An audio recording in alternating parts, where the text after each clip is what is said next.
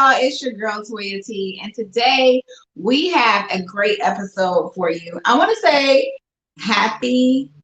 What is today? It's not Valentine's Day. It's St. Patrick's Day. So I'm wearing my green.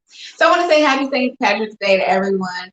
But today our episode is about maximizing equity within minority businesses, because we all know this world has changed dramatically over the last year. And it's not enough to have a job these days. You need to create a business, leave legacies. Like, listen, we're trying to drop some gems so that you know how to do that. So today we have some great guests that I want you guys to get a chance to meet. First up, we have Julius, Valentine, Maina, and I want to bring Julius on to the show and have Julius introduce himself after I bring our other guests. So just give me 1 second, Julius. Yes, we also have James Norman on the show. Hello, James. So what I want you to do is have Julius introduce himself first. If you can, Julius, go ahead and do a quick intro. Tell us who you are, how you got here, and then we'll start to go into a little bit more about you. Absolutely. So I'm Julius Valentine Maina, the Chief Tech Evangelist for Kutline. How I got here is I've been chasing a data problem for a really long time. How do we use data to tell beta narratives about our people, what we're building, what we own, what we don't own, how we own it, and how we make that how we create a language so everybody can understand it. So I'm here because Kutline is a platform that is looking to leverage data to just help the average content creator really not only monetize their data, but figure out the multiple streams of income they can get from what they create. So I'm just here because I'm a data hype man, and I'm here to talk about data. All right. Well, we're looking forward to picking your brain and sharing more about you and your background. James, would you like to do a quick introduction as well? Sure. I'm James. I live here in Oakland. Funny enough, Julius is where I left before I came to Oakland. From Detroit, came out from that way. I've been building stuff online since '95. So it's kind of something I've been doing most of my life. And, got exposure to Silicon Valley around 2008 and got over Silicon Valley around 2011. And so I've been kind of pursuing like large scale tech companies ever since. But, I've always wanted to be able to give back to my community. Like first thing you think of is like, can I get my mom a car? Can I get my dad a car? Then like you get older and like you start to expand. Oh, can I help my community out? Oh, can I help my people out? It starts expanding as you get older and start getting more exposure.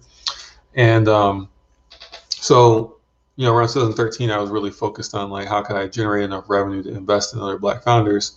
And then, I kind of got to the point of, well, I can't wait that long. I need to create programming around that. So I started this Transparent Collective nonprofit, which is the strongest pipeline of Black founders out there as far as accelerator programs go.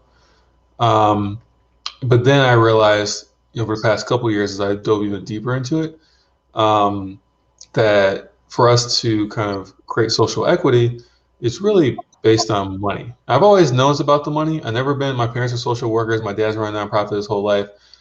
These people are pillars of the community. And I respect what my parents have done. But for me, it wasn't enough to help a region or a city. I needed to help everybody.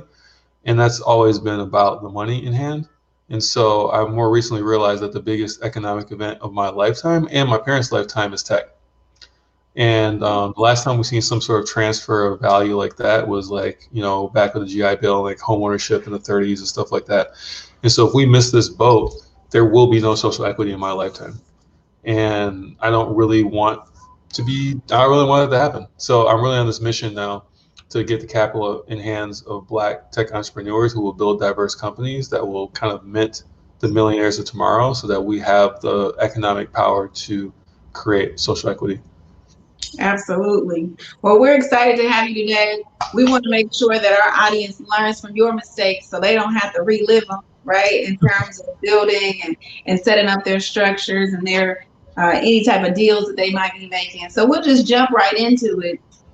And the one thing that always sets top of mind of me is when you're setting up your business, you always have to protect it. So, what's the best way to protect your equity as you're building a tech-based business?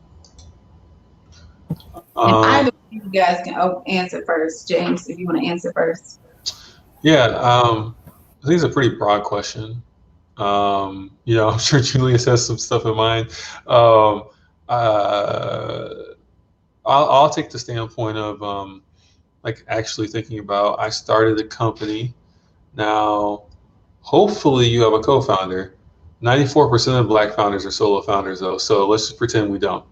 And you're gonna have to find someone to support you in growing whatever you're doing. If it's a company that's gonna grow beyond being like some small business of like 15 to 20 people, you're gonna need to have like someone riding with you who is never gonna go away, who doesn't need to be paid to be there. Like they're just gonna like see it through to the end.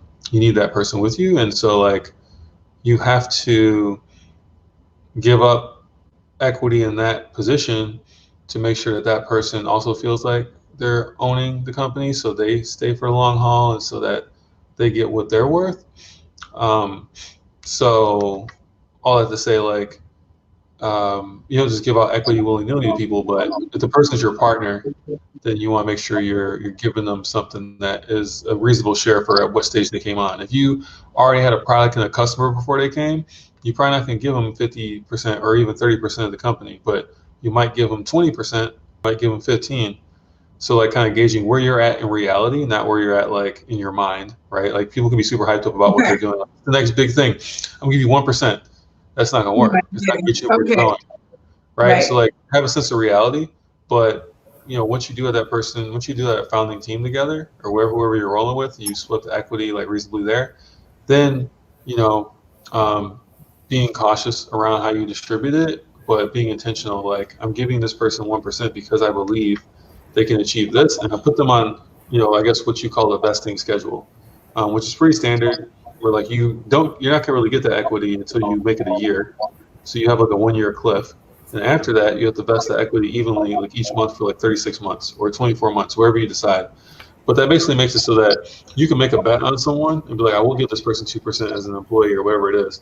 But then again, if that person doesn't perform and deliver what you want, you have 12 months to figure it out, right? Um, and if the person stays, they get a 25% of that percentage, and you can roll on. But so you don't have to be too stingy. If you really believe in the bet, you can go for it without having too much worry. If it does fail, you will have to fire that person and deal with that process. But it will at least also save you from giving up the equity to someone who you don't think is actually going to move the company forward. So make it more of a building effect. Right. You can't just give it out. The only people you give it out the gate to is the people who is your partners. And you all split that, and you guys are all on the vesting schedule as well. Everybody's not like, I'm on a vesting schedule. Everybody's on a vesting schedule. Everybody gets the same thing. Because whoever gives you money wants to know, even though you know you're never going to leave, they want to know that like you have to vest these shares. Every time you raise money, they're probably going to make you revest your shares. They don't want you to be able to dip out in like 12 months. Right. Part of the process. So the vesting thing is like super key for everybody involved. Yeah, and so I love everything you said because you're saying it from the perspective of somebody who's done it, right? So that's number one. You have to understand what it even means. So I always say it has to be worth something to talk equity. A lot of people are always like, oh, I'm not giving up equity. But if you don't have a product that's valuable, the equity conversation is a little bit too early. Second thing is you have to have IP that is worth something that is owned by the company. Because essentially what the equity is saying is, I'm giving you a piece of something that's going to generate money. And then what the other thing James said, it matters a lot when there's two founders because they usually have the biggest equity share of anything. So then even just understanding how that works out. And also the vesting schedule basically says you can't leave until this time with all the shares, because at some point, and I've been in interesting situations in a lot of different startups where a vesting schedule would have been a really good way of protecting just the progress of what we were doing. But then also just generally the IP ownership is where I hit. You have to understand the IP and then understand the equity. And also don't give it up too soon. People always like, I'm gonna take this money, give up equity. Not all money is good money. I say that all the time. You want to have an investor that is willing to stay with you in the long run. and also understand the difference between all the different rounds of raising. So equity at the pre-seed versus Series A, it all means something. And like James hit, because you divest differently. Every single time you raise money, you kind of divvy it up. Like you take the big pot, now you're giving smaller pots, smaller pots, smaller pots. So getting VC funding is directly correlated to how you divvy up your equity. So the way you protect it is bootstrap as long as you can, right? Own as much as you can for as long as you can, go the family round, do everything you can. And the pre-seed is actually your friend, but also know the value of your company. So when you're talking equity, know your IP, know the value, know what round of funding you're in, and then enter into the equity conversation. And just for those people that might be novices, IP is intellectual property. You want to go into a little bit more detail around what would be considered IP for some people that may not know? Yeah, and so IP can range from trademarks, patents, your name, the business idea, a process that you have that's unique, a technology. So anything that you created unique to you, you can now go, USPTO, I always say, is your first place you should go at any stop in your business. Find out what you can put a patent on. And if you can, sometimes you have to do the provisional first. Protect it at all stages, because somebody at any point can build what you're building. So if it's not protected by you, they can come in at any point and say, that's mine. And the first person to file and say, this is mine, I came up with this idea, might retain the rights to that. And I definitely want James to jump in because I know he understands it. Yeah, I'll make a note on that. I think you said something very operational there. You said someone else might be able to build that and do that. I would say for early stage companies, if you're building something that has technically not been done, or is a unique process by which something is being done, that if replicated would render your business useless, then it's going to be super important for you to try and do like a provisional patent or something that can hold you over, be kind of broad, and allow you to hone in as you put something into the world in practice. If you are the average person building a tech company, you don't really want to try and patent anything because you won't have the money. And if someone does copy it, you won't have the money to tell them to stop. So like you'll own the patent and they won't care because they have lawyers that can make you be like, whatever, So like a good example is like when I built UB, which is my first real tech company, I wrote the patent on the first online electronic programming guide for TV content. Like I wrote that patent, you know what I'm saying? I own the patent for the first cloud-based DVR. You know how many other people have a cloud-based DVR today? And how many like Pluto TV, how many other people have built an online channel guide? I have no recourse to go after these people. And I never had the money to really like maintain those kind of marks, you know what I'm saying? Those kind of patents. So like, and it cost me, I ended up running off basically with the lawyer's money at some point because we didn't have the funding. Like, I think I made them spend 20 grand on it. It really cost 40 grand.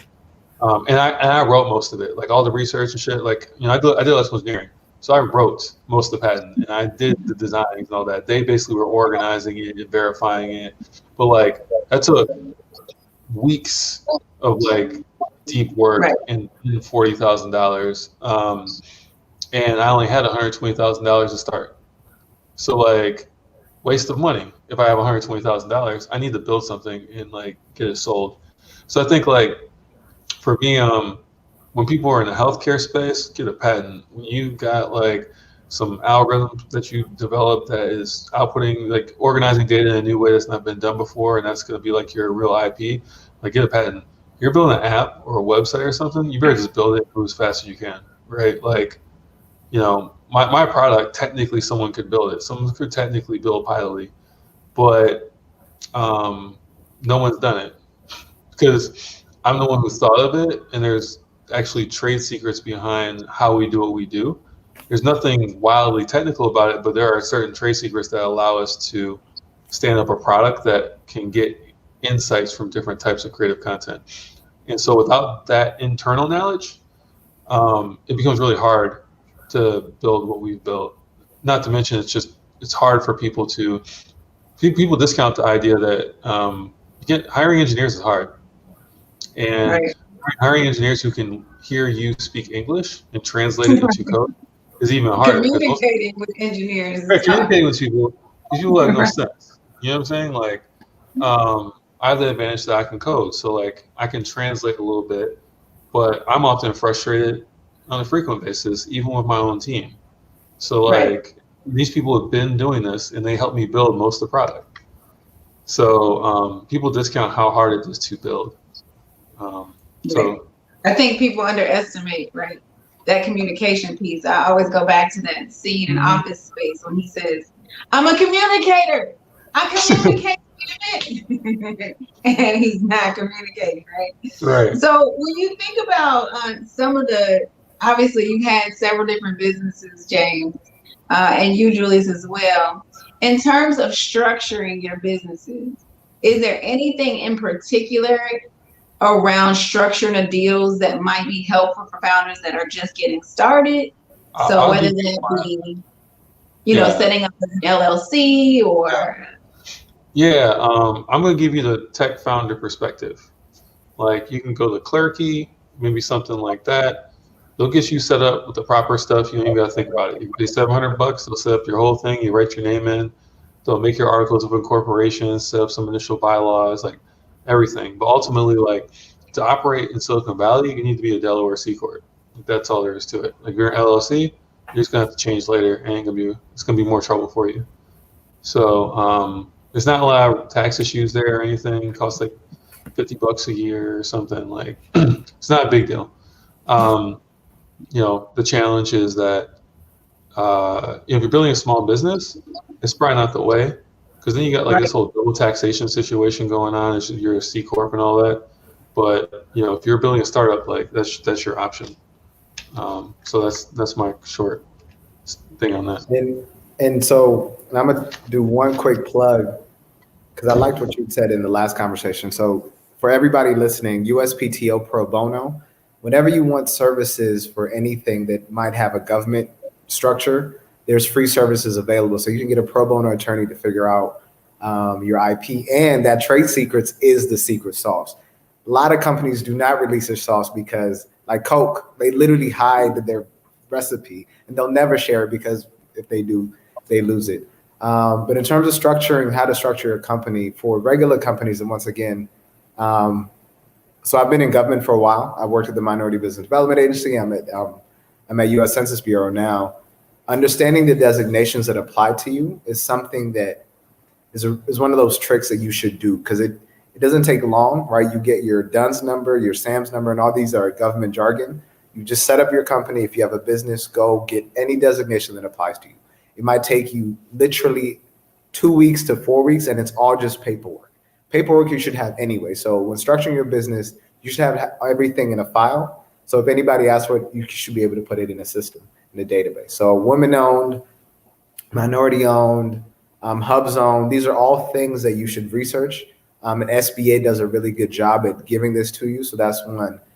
For the tech founders, the C Corp is essential, right? And James hit it, like, if you don't have a C Corp and you claim to be a startup raising money, you don't get it, right? Because what it does, it separates your tax liability from the person and your tax separately, right? But if you're raising money and you just happen to still have an LLC, I don't even know if you can legally do that, but you'll get hit so hard on the taxes, right? So the tax liability is how you really got to think. I'm structuring my business. What tax credits can I get? How can I file differently?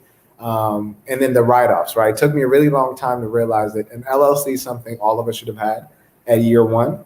Because when you travel, when you buy a laptop, all of that, you can write it off. So structuring your business is really how do I capture all my expenses in a way that I can write it off in a profitable way, right? So you have to be thinking. So is it a thought that you should change it along the way? So if they start out as an LLC and then they change to a C Corp? Or is it that they should start out as they want to be? Because I know Delaware is a big, determining factor, right? For not just tech businesses, but a lot of businesses, because you don't have to pay those taxes. If you're raising money, and I think James can touch on this, you should have a C Corp, right? Yeah. I'm saying, should they do that from the beginning, or from the very start? From the very Okay. start, there's no reason to set yourself up for having to switch over all your, all your documents, who owns what. Like, it's just going to be messy. Landscape has changed a little bit now, but I mean, when I was coming up, like, it wasn't even possible for me to raise money because I had bad documents from an angel investor. You know what I'm saying? And so, like, I was a C corp at least. But I'm saying there's still gonna be some people who, they're just gonna knock you for that. You know what I mean? Like, you don't know what you're doing. How can you run a company? So Right. they already, like, there's already challenges. There's already enough challenges to Black people getting funding. You create one more barrier, people just be like, all right, I'd rather go with the guy who already got his stuff together. Right.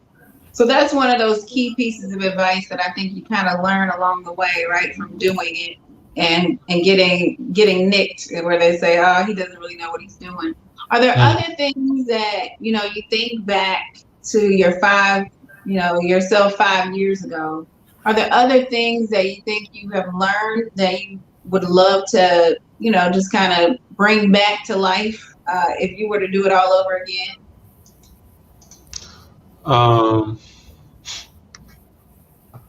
And I can lead off on this one because I like this question because so I recently joined Kutline as a chief tech evangelist, and we've been talking a lot of VCs, and it's a unique solution. But what I thought was really complicated was valuation. Right. So my background in undergrad was quantitative methods, minor economics. So I thought this was a really difficult thing. And then one day we stumbled on this document that said, if you ask for 750K, then there's a mathematical equation that says your valuation is probably 4 mil. It's not deep, right? So, but I used to watch people when VCs would be like, what's your valuation? People are like $4 million. And I'd be like, man, they must have taken all night coming up with that. But there's no science behind that. It's straight like, if I'm asking for 250 in the pre-seed, there's a direct equation for how I'm valued. It's that simple. And I wish I would have known that before, because now you can walk in a room and, like James said, VCs will test you. They'll ask you things like, how much you asking? What's the valuation? That's actually a trick question, because how much you're asking is directly correlated to the valuation, right? And so I wish I would have known that before, because a lot of times people are like, well, I think I'm valued at 300 million. And then but you're asking for 250K. That literally doesn't make sense. And I wish I would. So. Yeah. Oh, you know what? I don't really look at anything I've done as something I want to change, because that's how I'm able to, like, help people. So if I didn't fail in every way possible, there's no way I could, like, help people do what I do. But it just would have been nice to know that it would have been nice to know in '95 that you could raise money for a tech company. I mean, like, I think that's the only thing. You're bootstrapping the whole thing, and then you find out these other guys. Well, I mean, to me, it wasn't bootstrapping. It was just, some people got money some way. That's how I got money. You know what I mean? Like, it wasn't even like a thing. Like, I wasn't thinking I needed money to start it. Like, I'm gonna go get money, right? And so, like, my parents are social workers and stuff, so they don't know anything. All they know is, like, I need to make sure he goes to school, because he didn't go to school today because he was on the computer. You know what I mean? Like, I'm picking up phone calls and meeting UPS trucks down the block, and I'm doing stuff like that. And I didn't know, like, it got to the point where I was making enough money that my parents were like, where'd all this stuff come from, right? Like, right.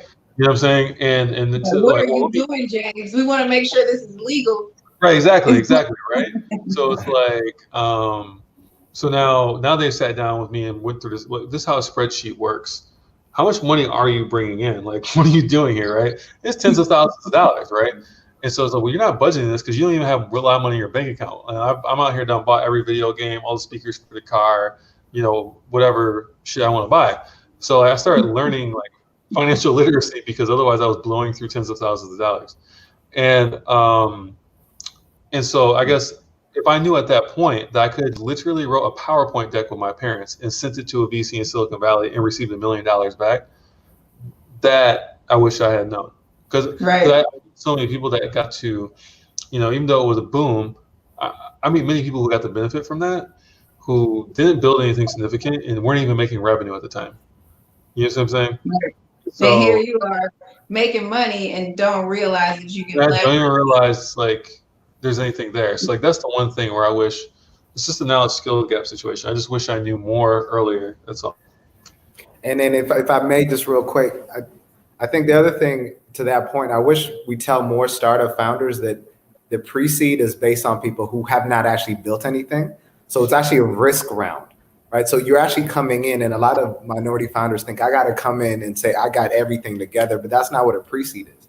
They are literally investing, saying 7 out of 8 of the people I invest in will not have a return, right? At that level, they want to believe that you'll do well, but the numbers don't show that. So it should rid some of that anxiety from Black founders and saying that you got to be perfect. No, have a dope idea, have users, have traction, build it in a way to get the money. Because So and the reason why I say that is I've seen people who have raised money off nothing, and I've seen Black founders struggle with like the best product, right? And it's the mindset is like, I can get this money. So yeah, that's a complicated thing though, because most of the Black founders that exist right now, where we're at in this space, they're doing this from a standpoint of necessity, not luxury. And so the idea that they have, they're ultra passionate about, and they want to go to the fullest extent to see it through.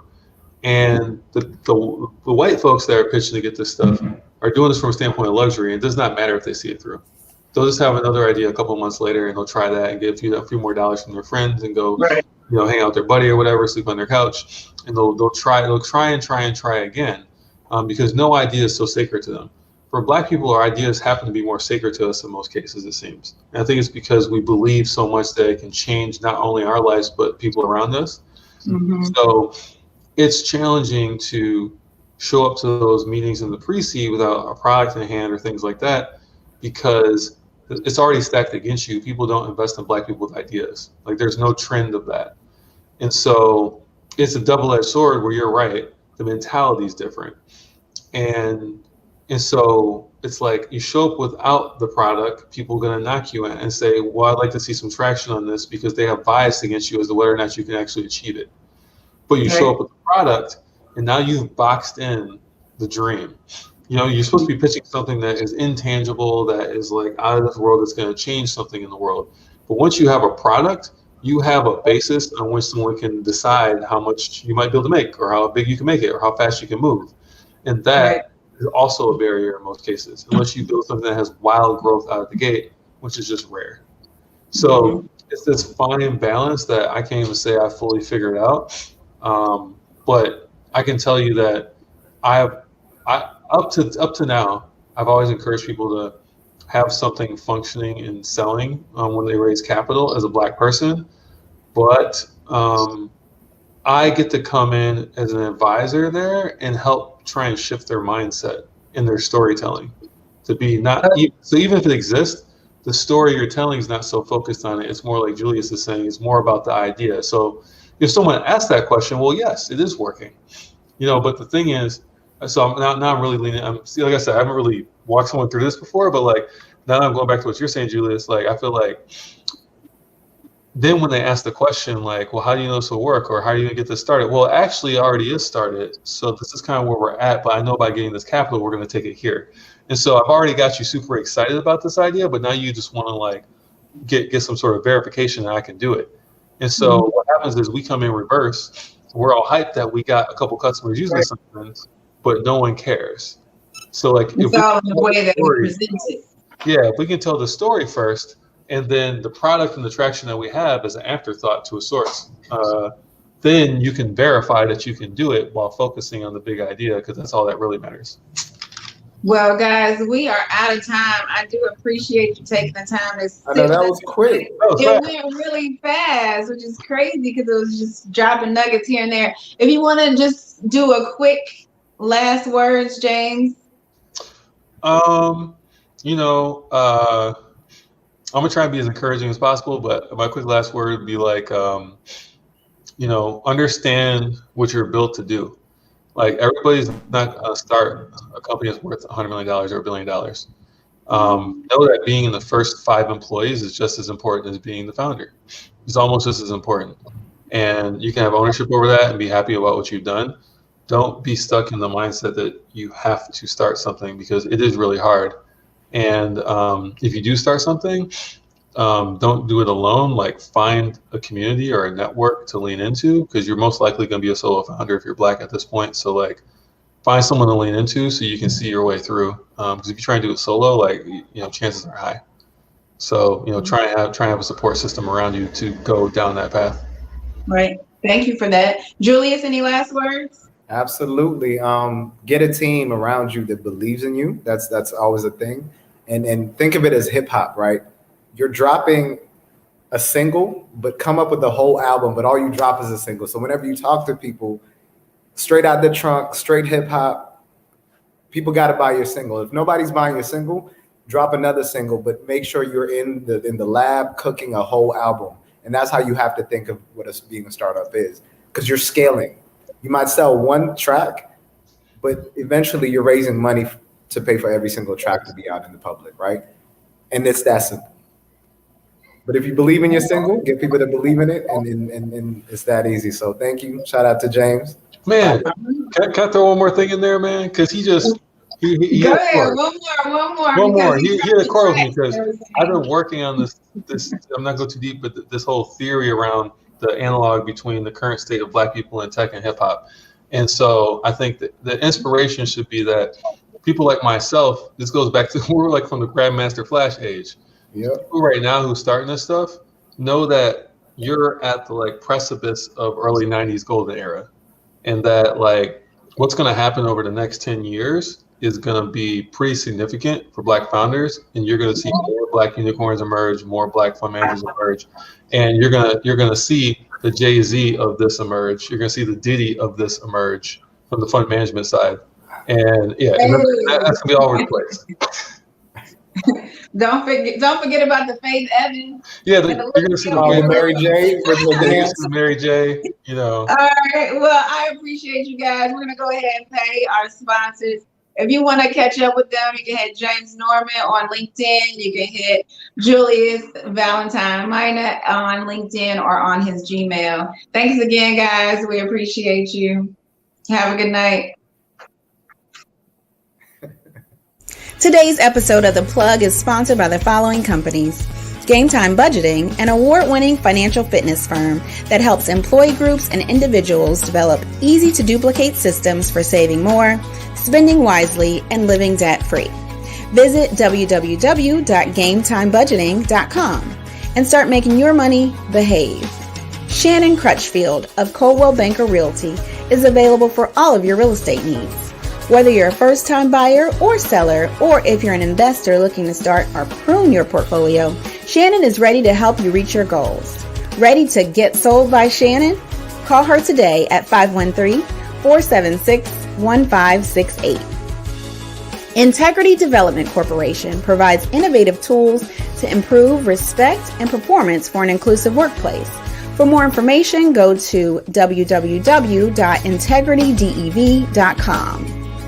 RX Click, an extension of the healthcare system providing same-day medication delivery from local pharmacies by local drivers.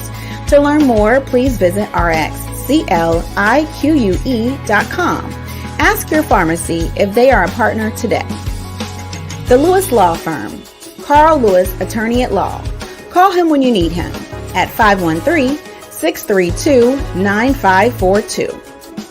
If you are looking for nail care products that are vegan, cruelty-free, and made in the U.S., go shop www.barelyblushnails.com or find them on Facebook or Instagram at barelyblushnails. USI is one of the largest insurance brokerage and consulting firms in the world, delivering property and casualty, employee benefits, personal risk, program, and retirement solutions to large risk management clients, middle market companies, smaller firms, and individuals. For more information, go to www.usi.com or call 513-462-8287. And last but certainly not least, Deaf Boy Records and Netweight Films present The Gym Shoe Ball, Saturday, March the 27th at Code 51. Tickets are $25 at the Hard to Knock Shop, Heritage Glen Cleaners, or Femme Porter exclusive. For more information, call or text Jasmine at area code 702-969-2874. The Plug thanks all of our sponsors for helping us keep you connected.